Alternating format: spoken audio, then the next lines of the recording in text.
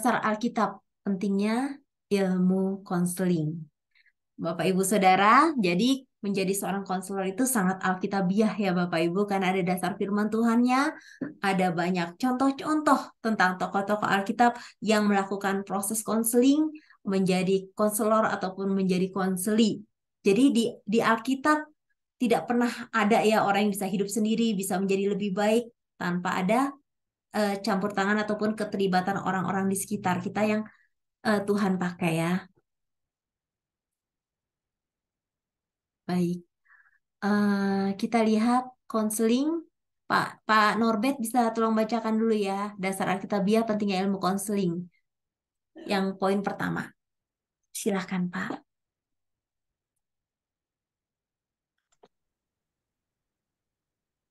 Dasar Alkitabiah pentingnya ilmu konseling. Konseling sangat banyak kita temui dalam Alkitab. Dalam Perjanjian Lama misalnya, bagaimana Elihu dan kawan-kawannya memberi nasihat kepada Ayub ketika Ayub menderita. Daniel memberi nasihat Raja Nebukadnezar. Demikian juga Raja Daud memainkan kecapi untuk menghibur Saul yang murung dan gelisah. Iya, di sini kita melihat ya, saling saling menghibur, saling menasihati, saling menopang, saling memberi kekuatan. Artinya apa di sinilah konseling ya Bapak Ibu Saudara yang terkasih. Jadi kalau Bapak Ibu Saudara sedang merasakan sesuatu hal yang nggak enak, ya pertama bicara sama Tuhan ya. Udahnya bisa sharing. Saya pun sampai hari ini masih punya sahabat ya untuk saya sharing gitu. Dan tentunya Bapak Ibu, prinsip konseling itu pria dengan pria, wanita dengan wanita. Wah gimana Lin? Sekarang kan banyak LGBT, kadang orang cowok dekat juga akhirnya terjalin hubungan yang mesra gitu. Itu gimana gitu. Bapak Ibu Saudara yang terkasih, kita mau kembali ya melihat ya dasar Alkitab pentingnya ilmu konseling. Selain di sini, Bapak Ibu Saudara bisa melihat ya ini. Nanti saya tambahkan lagi untuk contoh-contoh yang lain. Contohnya Musa ya. Musa merupakan salah satu dari konselor pertama yang terdaftar dalam Alkitab. Sebagian besar harinya dalam perjalanan di gurun menuju Kanaan dipakai untuk mendengar dan memberikan keputusan. Bapak Ibu Saudara yang terkasih, perjalanannya sangat panjang ya dari Mesir menuju Kanaan dan ada begitu banyak orang yang dia bawa dan setiap orang ini punya karakteristik yang berbeda dan di antara mereka lebih banyak orang yang tegar tengkuk. Yang ada apa setiap hari mereka komplain, marah, mereka mengeluh dan sebagainya. Tapi apa? Tuhan pakai Musa menjadi konselor yang luar biasa. Musa bisa mendengarkan keluhan banyak orang. Musa bisa di tengah apa ya keadaan yang hektik ya di saat mereka banyak mengeluh menyerang Musa. Musa pun bisa menenangkan dirinya sebagai konselor ya untuk bisa tetap tenang di tengah situasi yang tidak mudah buat dia. Sehingga apa? Musa bisa tetap mengarahkan bangsa Israel ini dan memberikan solusi-solusi untuk bisa terus melanjutkan perjalanannya. Nah, Bapak Ibu Saudara, yuk kita mau melihat yuk dasar firman Tuhannya supaya kita makin jelas ya melihat pentingnya prinsip konseling ini dalam Alkitab. Baik, kita lihat Keluaran 18.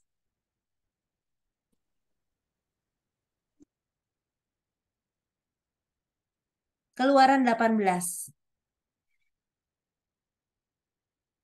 ayat 15. Ya, baik. Jadi Musa, Bapak Ibu nanti lihat ya dari ayat ini, Musa selain dia sebagai konselor, dia juga menjadi seorang konseli. Siapa yang menjadi konselornya Musa? Baik, kita melihat ya. Keluaran 18 ayat 15 sampai 20. Kata Musa kepada mertuanya itu, sebab bangsa ini datang kepadaku untuk menanyakan petunjuk Allah. Berarti tumpuan harapan orang-orang Israel adalah kepada Musa. Mereka minta Musa secara maksimal melakukan bagiannya sebagai pemimpin. Karena apa? Bangsa Israel itu sebenarnya nggak mau tahu. Pokoknya mereka maunya taunya beres dan semuanya ditaruh pada Musa. Kemudian ayat 16, apabila ada perkara di antara mereka, maka mereka datang kepadaku dan aku mengadili antara seorang dan yang lain. Lagi pula aku memberitakan kepada mereka ketetapan-ketetapan dan keputusan-keputusan Allah. Nah, Bapak Ibu, di sini kita melihat ya, betapa yang dilakukan oleh Musa ini benar-benar setiap hari tuh keadaannya sangat genting ya, keadaannya sangat darurat. Berbondong-bondong orang datang menanyakan, Musa, saya harus lakukan apa? Musa, apa yang mau Tuhan lakukan terhadap kita? Musa, bagaimana bagaimana perintah Tuhan dan sebagainya. Dan Musa, dia tidak merasa sebagai Superman ya, orang yang laki-laki hebat, tidak. Tapi dia seorang pemimpin yang juga rendah hati. Terbukti apa? Dia punya konselor. Walaupun dia adalah seorang pemimpin bangsa Israel, tapi dia tidak mengatakan saya tahu segalanya, saya bisa segalanya, saya adalah orang yang kuat, saya adalah orang yang cakap di mana Tuhan berbicara secara langsung kepada saya. Tidak. Tetapi Musa adalah seorang yang rendah hati sehingga dia punya konselor. Siapakah konselor yang Musa? Yaitu mertuanya. Ayat 17, tetapi mertua Musa menjawabnya, tidak baik seperti yang kau lakukan itu. Wah, Bapak Ibu bayangkan ya, kalau kita sudah melakukan segala sesuatu dengan excellent ya, melakukan segala sesuatu dengan prosedur yang benar, melakukan segala sesuatu, kita merasa semuanya atas petunjuk Tuhan, tetapi tiba-tiba konselor kita, mentor kita, pendeta kita bilang, tidak baik seperti yang kau lakukan itu. Bapak Ibu, bagaimana respon kita? Wah, kalau kita tidak punya kerendahan hati, kita akan katakan, ah lu sok tahu, gue lebih tahu nih, gue orang lapangan, gue udah ngalamin asam garamnya. Tapi Musa tidak punya sikap seperti itu ya. Musa tetap punya sikap yang rendah hati. Ayat 18, engkau akan menjadi sangat lelah, katanya mertuanya. Baik engkau, baik bangsa yang beserta engkau ini, sebab pekerjaan ini terlalu berat bagimu, takkan sanggup engkau melakukannya seorang diri. Musa dengar masukan itu. Bapak Ibu, menjadi konselor kita bisa lelah nggak? Bisa. Menjadi hamba Tuhan bisa lelah nggak? Bisa. Pak Doni sebagai gembala sidang bisa lelah nggak? Sangat bisa ya Pak ya, menghadapi berbagai karakter jemaat. Sangat bisa. Bapak Ibu yang terkasih, setiap kita punya kapasitas yang nggak bisa overload gitu. Ada batasan-batasan kita sebagai manusia. Walaupun Ko Andi juga bisa lelah ya Ko ya. Ada pelayanan di gereja, ada pekerjaan, ada hal-hal lain yang harus dipikirkan bisa merasa lelah. Jadi memang kita tidak bisa berdiri seorang diri. Ayat 19. Jadi sekarang dengarkanlah perkataanku. Aku akan memberi nasihat kepadamu dan Allah akan menyertai engkau. Adapun engkau mewakili bangsa itu di hadapan Allah dan kuhadapkan perkara-perkara mereka kepada Allah. Coba di sini. Mertua Musa katakan, sekarang dengarkanlah perkataanku. Bapak Ibu, nah di sini kesuksesan seorang konselor adalah dia mau mendengar, dia mau belajar, dia mau taat, dan dia mau rendah hati. Kita tidak akan pernah menjadi konselor yang sukses kalau kita tidak memiliki kriteria ini. Bahkan Musa seorang pemimpin besar ketika mertuanya bilang, ya mungkin mertuanya tidak sehandal Musa untuk memimpin bangsa Israel. Tapi ketika mertua Musa katakan, hai sekarang dengarkanlah perkataanku, aku akan memberikan nasihat kepadamu. Musa dengar dengan baik. Bapak Ibu Saudara, di sini kita melihat ya, ada sebuah proses di dalam sebuah konseling. Ini antara konselor dengan konselia, dan juga seorang konselor dimentor lagi oleh konselor yang di atasnya. Oke. Nah, kemudian di sini kita mau melanjutkan ya supaya jangan terpotong. Mertua Musa namanya Yitro. Yitro mengatur orang-orang dalam kelompok-kelompok sehingga orang lain dapat membantunya dalam memberikan konseling. Ya. Ibu Sarota bisa bacakan buat kita Keluaran 18 ayat 21 sampai 22 lanjutan yang tadi. Maaf Bu, lagi di tempat kegiatan, jadi Oh, bawa. baik-baik ya. Pak Octavianus bisa tolong bacakan lagi Pak Keluaran 18 ayat 21 sampai 22.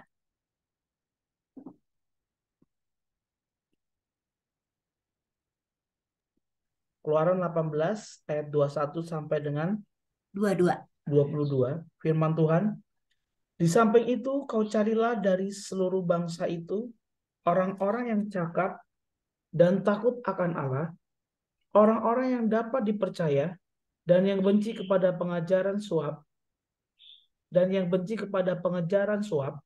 tempatkanlah mereka di antara bangsa itu menjadi pemimpin 1.000 orang, pemimpin 100 orang, pemimpin 50 orang, dan pemimpin 10 orang.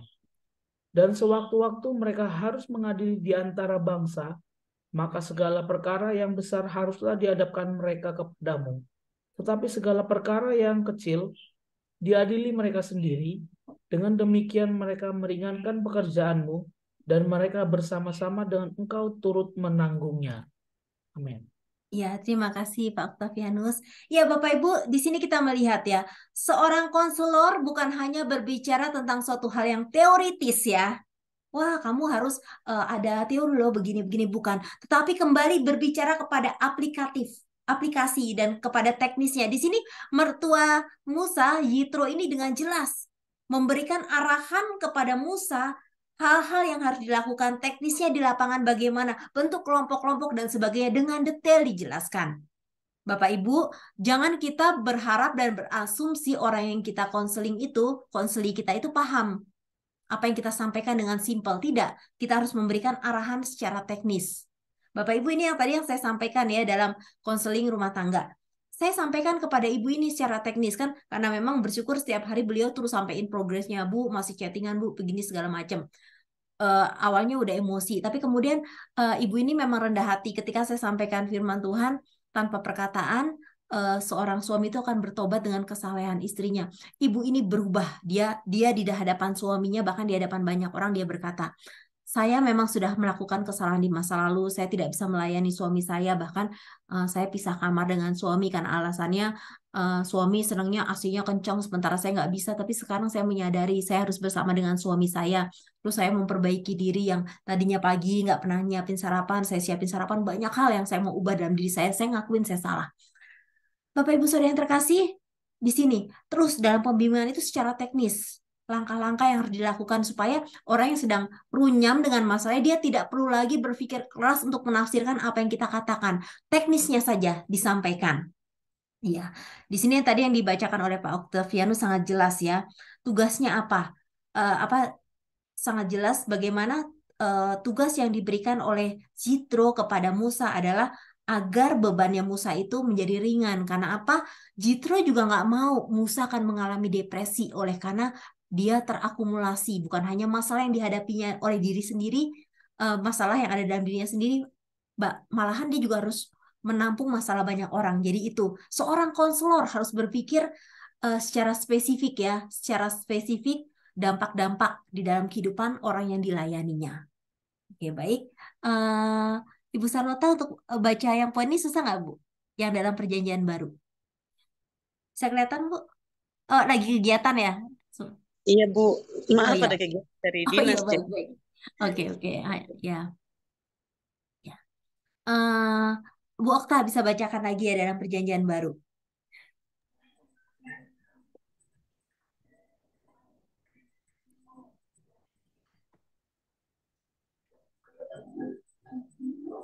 Silakan, Bu Okta. Ya, sebentar ya, Bu. Iya.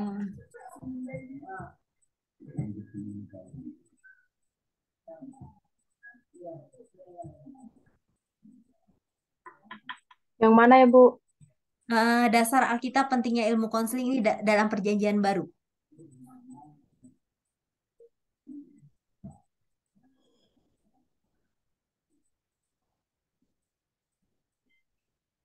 Udah ketemu Ibu? Dalam perjanjian baru Yang bagi tubuh Kristus. yang Galatia bukan, maksudnya yang Alkitab bukan, Ibu. Bukan ini yang dalam perjanjian baru yang baca yang di sini, Bu, yang ada di layar. Oh, oke. Sorry. Oke, dalam perjanjian baru, gereja sebagai tubuh Kristus, persekutuan orang yang percaya, hidup saling tolong-menolong. Rasul Paulus dalam berbagai kesempatan menasihatkan agar umat Tuhan saling tolong-menolong, bertolong-tolonglah menanggung bebanmu, demikianlah kamu memenuhi hukum Kristus. Yang terambil Galatia 6 ayat 2. Karena itu nasihatilah seorang akan yang lain dan saling membangunlah kamu seperti yang memang kamu lakukan. Dan terambil dalam Alkitab 1 Tesalonika 5 ayat 11. Tegurlah mereka yang hidup tidak tertib, hiburlah mereka yang tawar hati, belalah mereka yang lemah, sabarlah terhadap semua orang. Maaf, Bu, Ya. layarnya nggak kelihatan. Oh ya, sebentar. Ini sebentar ya. Ya. Oke, yang terambil 1 Tesalonika 5 ayat 14. Iya, baik. Makasih Bu Oktara. Iya, Sama-sama Ibu. di sini prinsip seorang konselor adalah punya hati untuk menolong orang lain. Bapak Ibu mungkin pernah mendengar kisah ini ya. Ada seorang bernama Don Ritchie. Don Ritchie ini dia sering disebut Angel of the Gap. Tadi saya sudah sebutkan ada fenomena bunuh diri dan salah satu tempatnya adalah tempat yang sangat indah yaitu namanya The Gap, yaitu sebuah tebing yang sangat luar biasa. Nah, si Don Ritchie ini dia rindu sekali menolong orang-orang yang sedang patah hati, sedang punya masalah berat karena dia tahu orang yang berada dalam posisi ini sangat tidak menyenangkan ya, sangat tidak enak ya, sedang tertindih dengan beban berat. Nah, suatu hari dia memutuskan untuk membeli sebuah rumah dan rumah itu tepat di seberangnya The Gap itu ya, tebing tinggi itu. Kemudian setiap bangun pagi dia akan membuka jendelanya, dia akan melihat orang-orang yang ada di sekitar situ. Dia sampai punya feeling yang kuat bahwa orang ini sedang datang ke The Gap itu hanya untuk berekreasi, menikmati pemandangan indah, tebing The Gap yang luar biasa terkenal di dunia.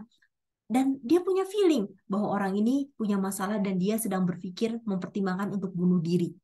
Nah, Bapak Ibu yang terkasih, kemudian setiap hari dia berjalan di sekeliling The Gap itu untuk mencari jiwa-jiwa. Dan ketika dia menemukan orang yang matanya tatapannya kosong, yang galau, yang body language-nya udah kelihatan banget sedang gelisah, dia dekati. Dan pertama kali dia datang, dia bukan dengan kata-kata tetapi dengan senyuman. Setelah dia tersenyum pada orang itu, dan dia tanyakan, apa yang bisa saya bantu?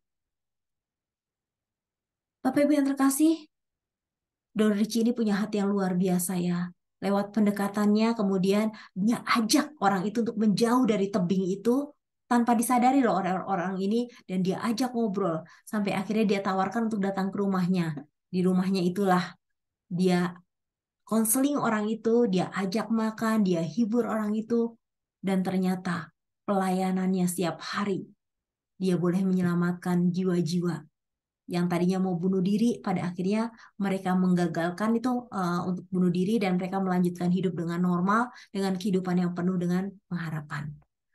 Bapak Ibu yang terkasih, beliau ini sungguh-sungguh didukung oleh apa ya, orang-orang di sekitar yang memang punya hati yang sama. Dia punya anak dan istri juga yang punya hati melayani.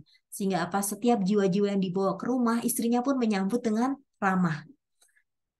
Don Ritchie ini meninggal di usia 85 tahun karena sakit kanker. Dan ketika dia menjelang kematiannya, dia dikelilingi oleh istri dan ketiga orang anaknya dan juga cucu-cucunya. Bapak Ibu, kisah Don Ritchie ini mengingatkan saya pada lagu Hidup Ini Adalah Kesempatan. Jangan sia-siakan waktu yang Tuhan berikan. Hidup ini, bila saatnya tiba ya, bila suatu saat nanti ku tak berdaya lagi, hidup ini sudah jadi berkat. Bapak Ibu, kita nggak tahu sampai usia berapa kita ada di dalam dunia ini, sampai usia berapa kita masih produktif untuk melakukan segala hal. Namun, di tengah apa yang masih bisa kita lakukan, mari kita lakukan hal yang berharga dalam hidup kita. Sehingga suatu saat nanti, kita boleh merasa puas dengan apa yang sudah kita persembahkan bagi Tuhan. Bapak Ibu yang terkasih, Don Ritchie dikenang orang sepanjang zaman, bahkan lewat kisahnya menjadi inspirasi bagi banyak orang untuk mendirikan rumah-rumah pengharapan bagi orang-orang yang sedang mengalami depresi dan juga harapan yang sudah hilang. Bapak Ibu, kita mau lanjut berikutnya, kita lihat slide selanjutnya.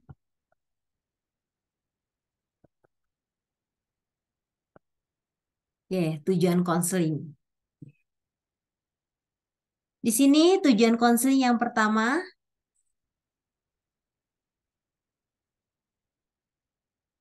minta kesediaan Pak Doni untuk membacakan poin yang pertama, tujuan dari konseling ini. Tujuan konseling pertama untuk memberitakan Injil sehingga setiap orang akan bertobat dan menerima Yesus sebagai Tuhan dan Juru Selamatnya secara pribadi. Kemudian dia akan mengalami perubahan, pemulihan hubungan dengan Tuhan, dan dengan demikian permasalahannya pun dapat dicari jalan keluarnya bersama Tuhan. seperti dalam Matius 28 ayat 19 sampai 20. Ya, terima kasih Pak Doni. Bapak Ibu yang terkasih, tujuan konseling tadi bukan seperti yang di awal ya, yang seperti tujuan konseling sekuler untuk membuat orang itu menjadi bahagia, menemukan kebahagiaannya, bukan. Bapak Ibu, banyak orang juga yang berpikir ketika ditanya gitu, apa yang menjadi tujuanmu berumah tangga? Supaya saya menemukan kebahagiaan. Ternyata apa, setelah menikah dia tidak menemukan kebahagiaan karena dia selalu mencari kebahagiaan itu dari orang lain, dan dia tidak pernah berpikir untuk memberikan kebahagiaan juga buat orang lain. Jadi, tujuan konseling ini pertama, membawa jiwa itu datang kepada Kristus. Makanya dengan cara apa? Dengan cara memberitakan Injil. Memberitakan kabar baik. Kabar baik apa? Supaya setiap orang diselamatkan, tidak binasa, melainkan berhidup yang kekal. Punya pengharapan kehidupan hari ini dan nanti di kehidupan yang akan datang. Jadi bawa orang itu dalam pengenalan yang dalam akan Tuhan Yesus. Dan sampai pada tantangan orang itu akan menerima Yesus sebagai Tuhan dan Juru Selamat secara pribadi. Bapak Ibu, kalau Kristus sudah ada dalam kita dan kita di dalam Kristus, sesuatu hal yang buruk sekalipun dalam hidup kita itu akan Tuhan ubahkan menjadi suatu hal yang baru. Karena firman Tuhan katakan, siapa yang ada dalam Kristus, ia adalah ciptaan yang baru. Yang lama sudah berlalu dan yang baru sudah datang. Bapak Ibu, sebrengsek-brengseknya orang ya, sebandel-bandelnya orang, sebadung-badungnya orang, ketika dia ditangkap oleh Kristus, dia akan diubahkan oleh Kristus asal dia sungguh-sungguh hidup di dalam Tuhan. Banyak contohnya. Agustinus, seorang yang luar biasa bandelnya, suka main perempuan dan segala macam. Lewat doa seorang ibu, ketika dia berjumpa secara pribadi dengan Tuhan, dia mengalami perubahan hidup sampai akhirnya dia mengabdikan hidupnya untuk menjadi hamba Tuhan. Kemudian pencipta lagu Amazing Grace ya, beliau adalah pedagang budak ya. Akhirnya apa? Setelah berjumpa dengan Kristus, hidupnya diubahkan. Dia menjadi hamba Tuhan yang dipakai Tuhan sampai akhir hidupnya. Jadi mungkin kita bertemu dengan orang yang kita konseling, masalahnya udah amburadul, udah nggak punya masa depan lah, udah acak-acakan, udah hancur lebur dan sebagainya. Tapi bawa dia kepada Kristus untuk menemukan pengharapan di dalam Tuhan. Karena apa? Mungkin secara manusia dia tidak punya pengharapan lagi, tetapi bersama dengan Tuhan dia akan diberikan mata untuk melihat sebuah pandangan dan harapan yang indah yang hanya bisa terselami ketika kita bersama dengan Tuhan. Yang kedua, mengubah suatu sikap atau tingkah laku yang merugikan dan menolong seorang untuk mengerti nilai-nilai kehidupan di dalam Tuhan. Nah, Bapak Ibu yang terkasih, ketika kita sedang mengkonseling orang lain, jangan kita hanya punya tujuan jangka pendek. Maksudnya apa? Wah, yang penting masalah orang ini selesai. Masalah orang ini ya bisa teratasi lah untuk sementara waktu. Bukan itu, tapi bagaimana orang yang kita layani, dia juga mengalami perubahan sikap tingkah laku paradigmanya. Bapak Ibu, waktu orang datang ke kita, dia bilang, saya punya masalah begini nih, saya selalu dijolimi oleh orang-orang di rumah, saya selalu diperkatakan hal yang negatif. Bapak Ibu ingat loh, sebagai seorang konselor kita harus objektif. Kita harus melihat dari dua sisi, dia diperlakukan seperti itu apa sebabnya. Jadi intinya orang yang kita layani itu bukan hanya masalahnya selesai, tapi dia mengalami perubahan sikap, tingkah laku dan karakter yang semakin disempurnakan. Bapak Ibu, saya mau katakan di sini, yang utama di dalam kehidupan seorang bukan penampilan secara fisik loh. Wajah ganteng, wajah cantik itu nomor sekian. Yang terpenting adalah karakter. Sebuah rumah tangga bisa bahagia bukan karena apa sih yang bikin kamu bahagia? Saya punya istri yang cantik, saya punya suami yang ganteng. Bukan, tetapi karena apa? Di dalam rumah tangga itu dia menemukan kebahagiaan. Dia setiap hari boleh bersentuhan dengan karakter istrinya yang lembut, yang perhatian, yang sungguh-sungguh menghargai suaminya. Dan istri pun bahagia karena apa? Dia pun boleh melihat secara langsung dan mengalami dalam kehidupannya. Dia punya suami yang sangat mengasihi dia, punya suami yang bisa menghargai dia, punya suami yang bisa mengerti apa yang menjadi kebutuhan istri, bukan hanya bicara tentang materi, tapi dalam bicara hal yang lain. Jadi apa yang terpenting adalah karakter. Kenapa suami dan istri seringkali terjadi peperangan yang luar biasa? Karena ada pertentangan karakter di dalamnya. Jadi sekarang kita mau evaluasi dari hari ke hari, apakah karakter kita sudah diubahkan kita menjadi bejana yang semakin disempurnakan di hadapan Tuhan. Bapak Ibu, jangan kita bangga kita punya profesi yang lebih bagus, karir yang maju, tetapi kita tidak punya karakter yang diubahkan oleh Tuhan. Karakter suatu hal yang sangat penting. Karakter bicara tentang apa? Sikap, watak, dan juga cara kita berkomunikasi dengan orang. Bapak Ibu, kalau kita punya sikap style ya yang senangnya ceplas-ceplos, oke, bagus. Karena apa? Kita bisa menyampaikan sesuatu dengan tegas, tapi tolong kita sampaikan, komunikasikan dengan baik. Karena seringkali kata-kata yang kita maksudkan baik jadi disalahartikan orang lain. Karena apa? Cara kita penyampaiannya tidak tepat. Bapak Ibu di sini ya, kita mau seperti laguku, mau sepertimu Yesus, disempurnakan selalu. Hari demi hari kita boleh disempurnakan oleh Tuhan. Kemudian yang ketiga, meningkatkan kualitas kehidupan seorang sehingga pandangan dan penilaian diri sendiri menjadi lebih objektif dan benar, sehingga mampu menyesuaikan diri dengan sesama serta lingkungan sosialnya. Oke. Bapak Ibu di sini, orang bisa meningkat kualitas hidupnya jika dia sudah beres dalam kehidupannya. Nah, di sini kenapa orang mengalami penurunan kualitas kehidupan? Karena ada yang nggak beres dalam dirinya. Contohnya apa? Dia seringkali hidupnya terintimidasi. Dia di masa lalu pernah melakukan kesalahan. Tapi sampai hari ini dia selalu ingat, aduh saya masih punya dosa banyak. Terintimidasi terus oleh dosa. Dia terkungkung. Ada juga orang yang merasa, aduh dari kecil sampai sekarang saya nggak bisa bahagia. Nah, Bapak Ibu, ini saya ada seseorang yang juga yang dilayani. Dia sekarang kalau orang melihat dari luar tampaknya hidupnya udah bahagia. Dia menikah dengan seorang pengusaha, dia punya aset yang luar biasa. Kalau berkunjung ke rumahnya itu semua orang akan kagum karena rumahnya itu rancangannya sangat-sangat mewah. Tapi karena memang dia punya background masa lalu ketika kecil, dia seringkali dibully. Karena dia ada punya kekurangan ya secara fisik, dia dibully oleh saudara-saudaranya. Dia selalu merasa dirinya nggak berharga. Dirinya tuh selalu akan menjadi bahan hinaan orang. Terus itu tersimpan. Sampai saya bilang, kamu tuh udah diangkat Tuhan luar biasa. Diberikan teman hidup yang luar biasa. Kamu nggak pernah memilih dia menjadi teman hidup kamu. Tetapi Tuhan berikan dia buat kamu. Hidup kamu udah luar biasa. Kalau orang melihat kamu secara materi, oke. Sekarang kenapa kamu tidak membenahi hidupmu? Dalam arti kamu punya hubungan yang intim yang lebih dekat lagi dengan Tuhan. Karena apa? Kamu berharga loh di mata Tuhan. Bapak Ibu itu melayani yang ini yang saya cerita tadi menurut saya agak panjang. Karena apa? Selalu dia mengaitkan kembali dengan kehidupan yang masa lalu. Sehingga saya bilang, kamu tidak akan pernah mengalami peningkatan kualitas kehidupan kalau kamu selalu melihat ke belakang, ke masa lalu. Kamu sekarang ada di hari ini dan kamu sedang menuju masa depan. Ayo, kamu harus punya kualitas. Kamu seorang ibu. Kalau kamu seperti ini, maka apa? Anakmu akan melihat kamu sebagai ibu yang memang selalu bermasalah dengan dirinya. Bagaimana kamu bisa motivasi anakmu menjadi lebih baik? Bapak Ibu, akhirnya di satu titik ada kesempatan saya bimbing dia untuk terima Tuhan Yesus. Nah, sesudahnya kita itu banyak sharing ya, setiap kali bertemu kita selalu sharing tentang firman Tuhan, dan saya melihat dia bisa lepas dari kungkungan masa lalunya dan dia sudah tidak terintimidasi lagi. Bahkan kalau dulu itu saking dia depresi dan dia merasa nggak punya teman, Bapak Ibu tahu ya dulu yang namanya mainan jelangkung. Di kamar dia selalu pakai mainan jelangkung jelangkung datang tak diundang, pulang tidak diantar gitu ya. Dan dia senang sekali main berjam-jam, katanya dari tengah malam sampai pagi dia bisa ngobrol dengan temannya itu, temannya si jelangkung itu, teman si jelangkung ini jadi temannya dia terus. Sampai akhirnya suatu saat dia mengalami kecelakaan yang hebat. Itu dia kejadian di Jalan Sudirman, Bandung, kecelakaan. Udah kepalanya udah kena benturan yang luar biasa.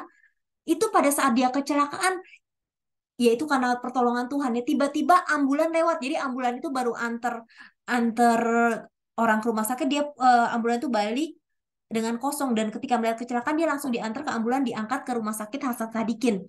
Sampai dia bilang gini, Lin, kalau bukan pertolongan Tuhan nggak mungkin itu tiba-tiba ambulan itu nongol. Saya bisa dibawa ke rumah sakit itu, dan akhirnya saya bisa selamat. Kalau orang lihat keadaan saya, keluarga saya pasti bilang saya nggak akan selamat, pasti saya udah mati. Tapi saya baru sadar ketika saya sakit itu, keluarga saya lah yang ada di sekeliling saya, koko saya, cici saya, semuanya ada, mereka ternyata support saya. Nah, tapi ternyata setelah peristiwa itu dia merasa tetap kesepian, selalu main dengan jelangkung sampai akhirnya saat dia sudah terima Tuhan Yesus, baru dia bisa lepaskan semua itu. Bahkan sesudah menikah itu pun dia juga merasa kesepian, suka dia panggil jelangkungnya itu.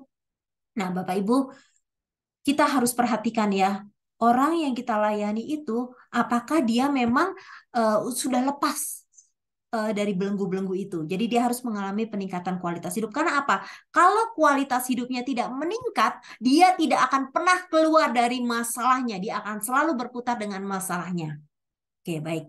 Berikutnya, membantu seorang untuk dapat mengekspresikan diri secara sehat, sehingga mengalami pertumbuhan iman dan kematangan emosi, serta dapat mengatasi lebih mudah berbagai masalah di dalam hidupnya. Oke, Bapak Ibu, di sini kita lihat ya, kita penting sekali mengekspresikan diri kita secara sehat. Jadi kalau kita punya masalah, kita introvert, diam aja, itu pun nggak menyelesaikan masalah. Kita punya masalah ekstrovert, kita cerita ke siapa aja, tambah masalahnya lagi. Karena apa? Masalah itu bukan jadi rahasia kita sendiri, tapi menjadi rahasia umum ya, rahasia bersama. Jadi ekspresikan dengan sehat apa yang kita rasakan. Bapak Ibu, tidak semua orang yang punya masa lalu buruk akan memiliki masa depan yang suram. Seorang teman saya, ketika dia masih kanak-kanak, dia mengalami goncangan yang luar biasa. Mama papanya cerai. Dia masih ingat betul ya, pada waktu itu dia masih kecil ya, masih umur 5 tahun. Dan dia punya 2 orang adik yang masih kecil-kecil, 3 tahun, 2 tahun. Itu pada saat mama papanya ribut dan memutuskan pisah, mereka bagi anaknya 3 itu, yang 2 orang ikut mamahnya, 1 orang ikut papahnya. Tapi dengan keadaan yang sangat menyedihkan, dan dia pun waktu itu usia 5 tahun, tapi dia udah bisa mengingat peristiwa itu. Dia akhirnya harus berpisah jauh. Pada waktu dia mau berpisah sama adiknya yang harus tinggal sama ayahnya ini, dia nangis. Dia jauh karena dia harus keluar negeri sama mamahnya. Hari demi hari dia merasakan itu, trauma itu terus menggelayuti dia, sampai akhirnya dia bertumbuh menjadi orang yang tidak percaya diri. Sampai akhirnya suatu saat dia katakan, saya mau ambil sekolah teologi. Karena apa? Saya pengen hidup saya dipulihkan oleh Tuhan, dan saya nggak pengen berpikir yang lain-lain gitu. Dia ambil sekolah teologi, kemudian dia menikah, tapi menikahnya dengan pengusaha. Akhirnya, tapi hatinya tetap untuk melayani Tuhan. Tapi dia bilang, dengan saya sekolah teologi bukan berarti masalah saya langsung selesai, saya langsung bebas. Enggak, saya masih melewati proses-proses. Sampai akhirnya dia ambil S2 sama-sama saya, dia ambil konseling. Dan dia bilang, di sini saya menemukan di mana saya harus bangkit, saya harus punya kualitas hidup yang meningkat. Akhirnya Bapak Ibu yang terkasih, dia luar biasa loh dipakai Tuhan. Dia menjadi pembicara seminar-seminar untuk pemulihan keluarga, untuk berbicara tentang pemulihan gambar diri. Dan dia menang, udah melewati setiap masalah itu. Dia bisa melewati semua itu. Karena apa? Dia bisa mengekspresikan dirinya secara sehat. Dia ada di komunitas yang tepat, dia berada di jalan yang benar, sampai akhirnya dia bangkit dari semua itu. Berikutnya, menyadarkan konseli akan dosanya agar dapat mengakui dosanya di hadapan Tuhan, supaya dapat mengalami pengampunan dan memulai suatu kehidupan yang baru. Jadi di sini Bapak Ibu yang terkasih, menyadarkan konseli. Kalau kita tahu orang itu salah, biarlah kita tegur dengan kasih, kita sampaikan dengan tegas, namun dia tahu ketegasan itu bukan untuk menjerumuskan dia. Kita tidak sampaikan dengan basa-basi, kita juga tidak mau kompromi. Bapak Ibu, suatu saat ada teman saya, dia ini orangnya tipe kompromis.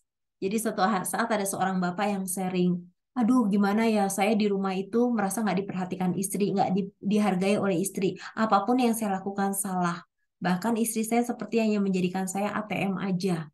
Terus kemudian saya bertemu dengan seorang wanita. Dan ternyata wanita itu nggak matre. Dia pengertian banget, dia menghargai saya. Jadi saya merasa hidup saya tuh ada harganya. Kemudian teman saya karena kompromis, dia bilang, nggak apa-apa Pak, daripada Bapak stres. Yang penting Bapak bahagia, karena Bapak berhak untuk bahagia. Bapak Ibu, kita nggak bisa loh. Nggak bisa mencoba membuat masalah sepertinya tiada, namun itu menciptakan sebuah masalah yang baru. Salah tetap salah, dosa tetap dosa. Kita punya masalah, tapi kita mau menyelesaikan dengan cara yang benar, dengan solusi yang tepat. Bukan untuk mencari pelarian. Istri yang mungkin melihat kekurangan suaminya, solusinya bukan mencari kenyamanan dengan pria lain, bukan mencari solusi dengan pria lain, bukan mencari jalan keluar dengan pria lain. Tapi bagaimana menyelesaikan masalah internal itu dengan pasangan hidup, menyampaikan apa yang kita rasakan, dan sama-sama kita memperbaiki diri supaya rumah tangga kita dipulihkan. Jadi jangan pernah kasih celah bagi orang yang kita layani untuk mengatakan, kamu pantas bahagia kok, nggak apa-apa, itu Tuhan juga maklum kok. Bapak Ibu jangan pernah. Karena kata-kata kita yang buka celah itu menjadi celah iblis untuk membuat orang itu melakukan tindakan yang salah dan menghalalkan cara yang tidak benar itu untuk membuat kenyamanan di dalam kehidupannya. Oke. Selanjutnya, Ibu Okta tolong bacakan lagi yang poin berikut, menolong seseorang. Baik, Ibu. Menolong seseorang agar bertumbuh dalam iman dan pengenalan akan Tuhan dan dalam doa dan perenungan firman Tuhan secara teratur dan konsisten. Next, Ibu. Ya, makasih. Menolong seorang agar bertumbuh dalam iman. Bapak Ibu, oke, kita tarik pada diri kita sendiri. Apakah kita sudah bertumbuh dalam iman? Apakah tiap-tiap hari kita rindu mengenal pribadi Allah kita dengan lebih dalam dan lebih dalam lagi?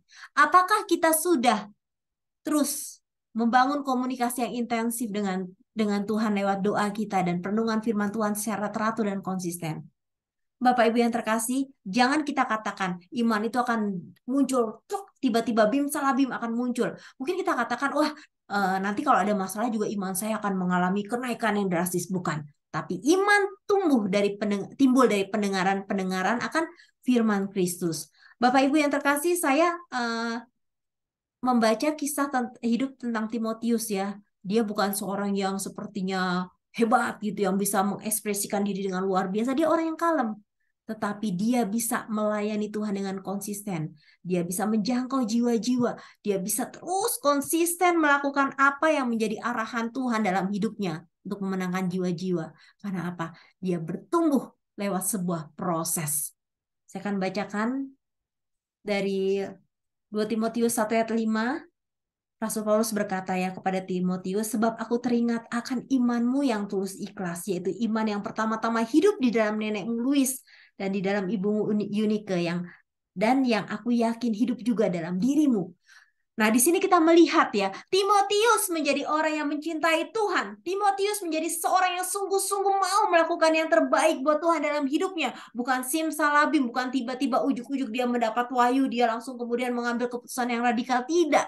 Tetapi imannya itu sudah bertumbuh. Dari apa? Benih-benih itu, bibit itu mulai dari neneknya. Neneknya kemudian kepada ibunya, akhirnya kepada anaknya.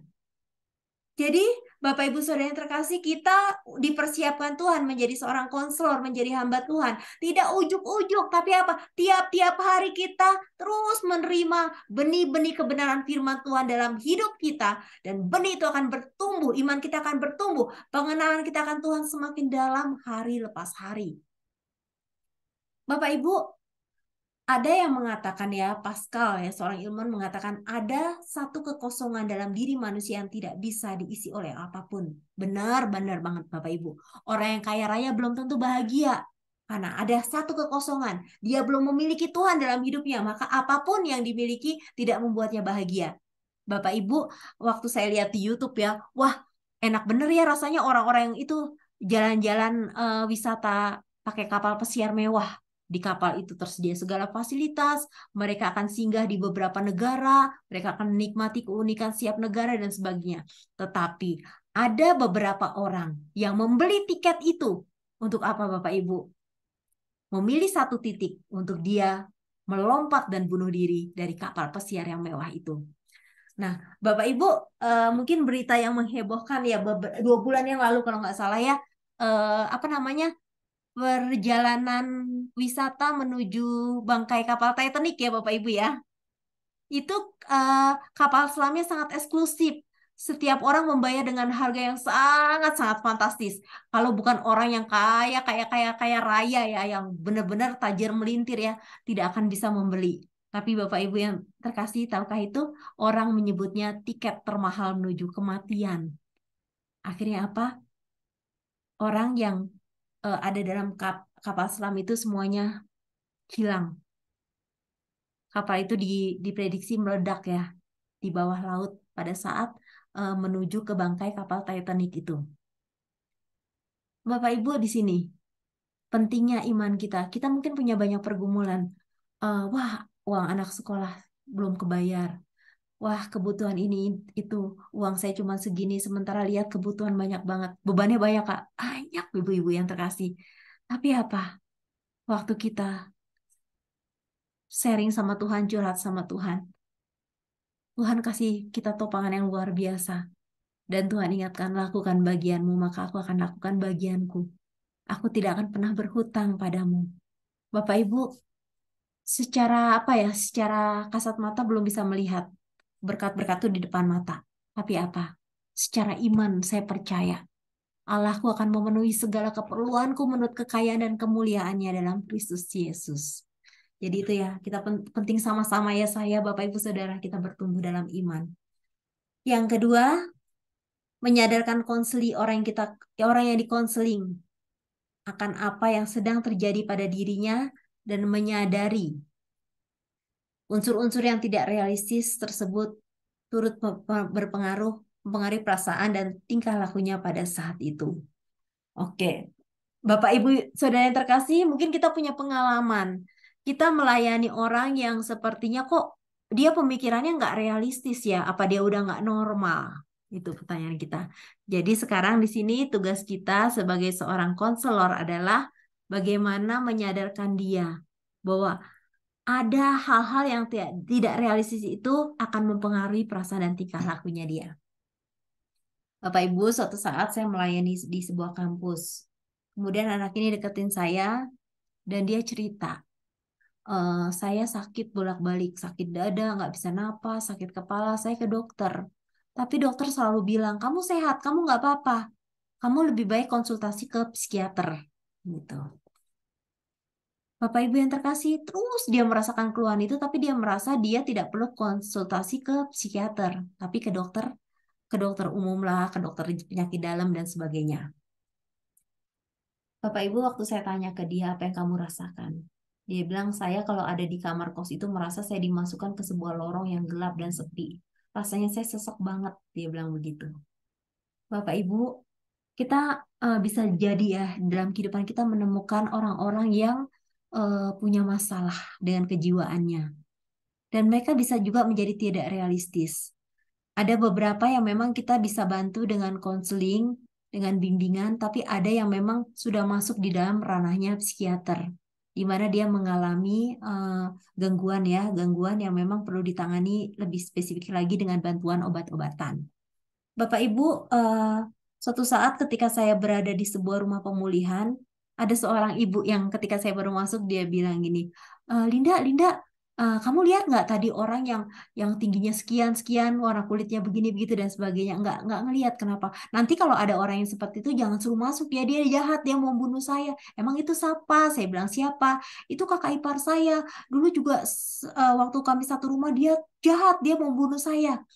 Ibu-ibu, waktu saya dengar itu memang sih karena kita udah belajar gitu ya, ada kemungkinan dia menderita skizofrenia ya. Jadi skizofrenia itu adalah gangguan yang mempengaruhi kemampuan seorang untuk berpikir, merasakan dan berperilaku dengan baik.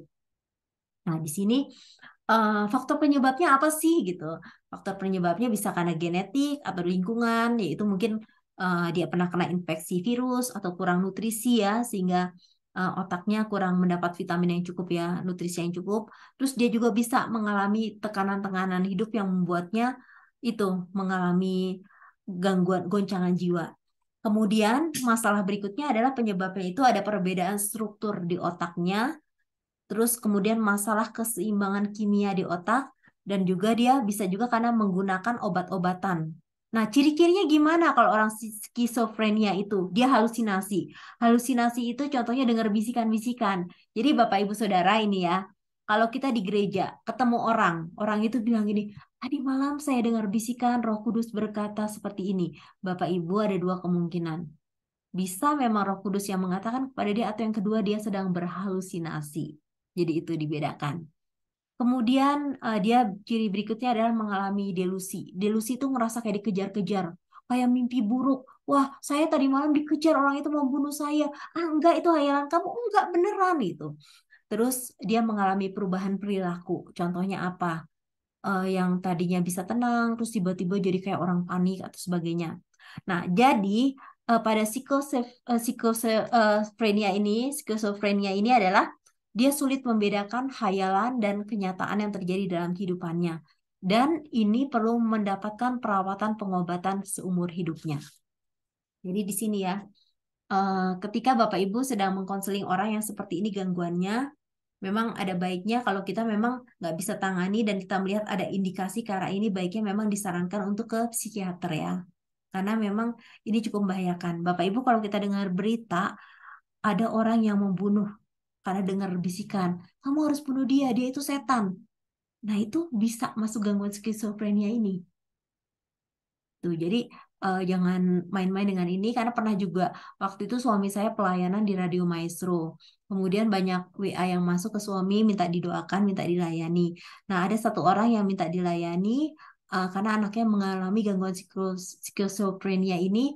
eh, Dikatakan anaknya ini tiba-tiba ngamuk, tiba-tiba ambil pisau dari dapur dan sebagainya.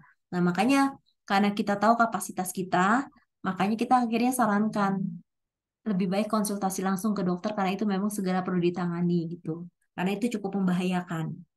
Gitu. Berikutnya ya Pak Doni minta tolong bacakan lagi ya ini menolong konseling untuk menemukan identitas.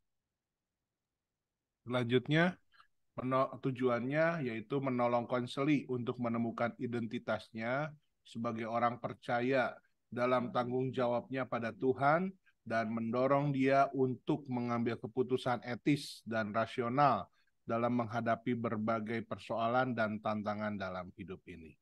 Iya, iya. Makasih Pak Doni. Ya, di sini kita perlu memahami tujuan kita konseling yaitu menolong konseli dalam hal ini ya. Kalau dia orang Kristen, dia bilang, wah rumah tangga saya udah nggak bisa dipertahankan lagi. Solusi satu-satunya adalah cerai.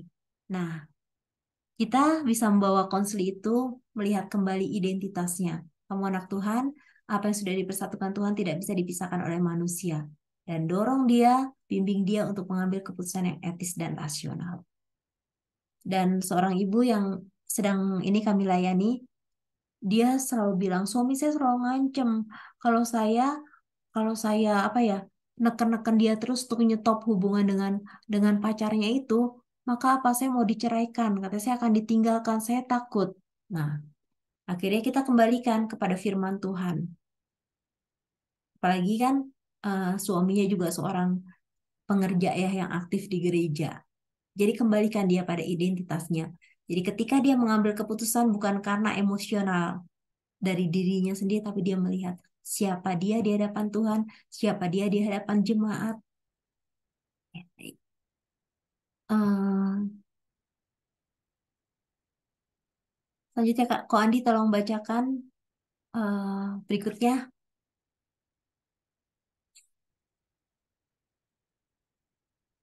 Menolong konseli semakin hari.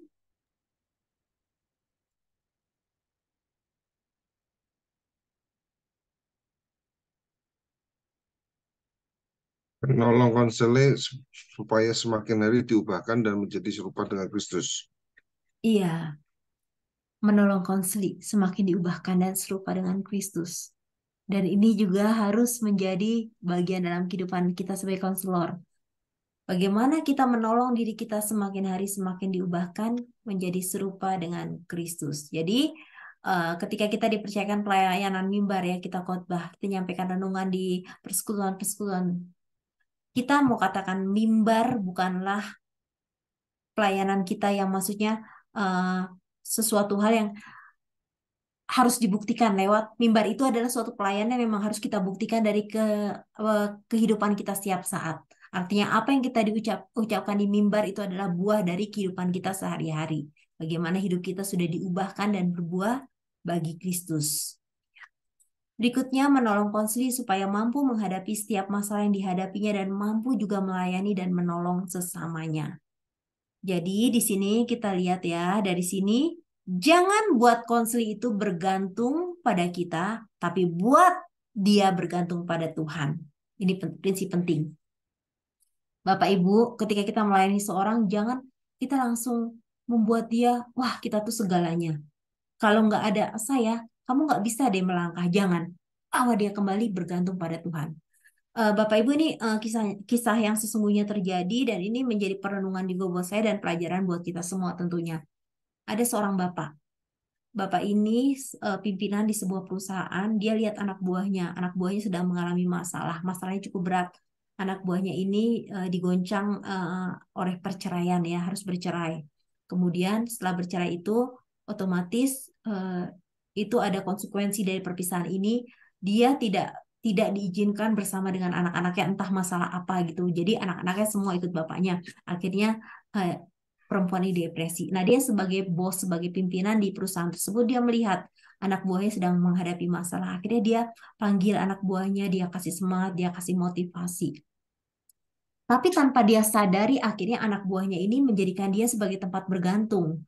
Apalagi ini kan bosnya yang satu anak buahnya. Diperhatikan sama bos rasanya seneng banget. Sampai akhirnya bapak ini cerita bahwa dia sedang membimbing stafnya. Yang lain katakan, Pak jangan itu bahaya. Apalagi kan staf bapak perempuan, bapak laki-laki. Sebaiknya diserahkan kepada hamba Tuhan yang memang sesama gitu.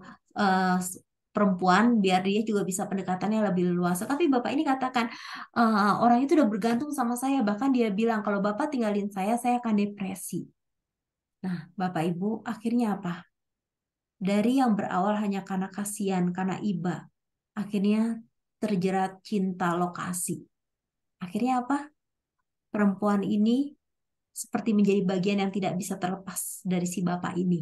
Dan bapak ini juga udah terlanjur sayang, merasa kalau saya lepaskan dia akan kembali pada kehidupan yang lama. Jangan sampai kita mengkonseling orang seperti itu, yang artinya apa? Bergantung pada kita, dan akhirnya kita apa? Kita juga merasa menjadi juru selamat atas orang itu.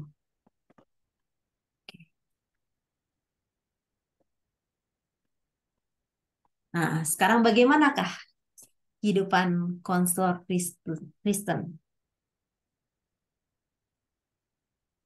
Bu Okta tolong bacakan poin pertama.